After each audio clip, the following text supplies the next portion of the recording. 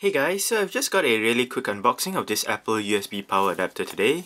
I needed one, so I just picked it up at the Apple store on Regent Street. Right, so let's see what's inside the box.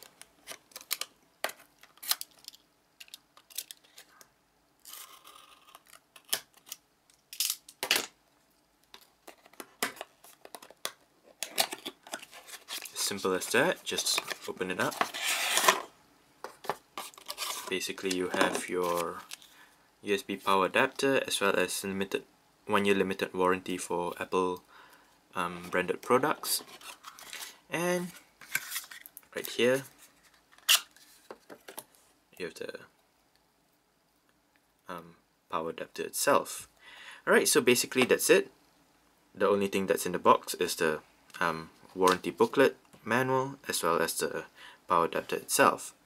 Alright, so thanks for watching and goodbye.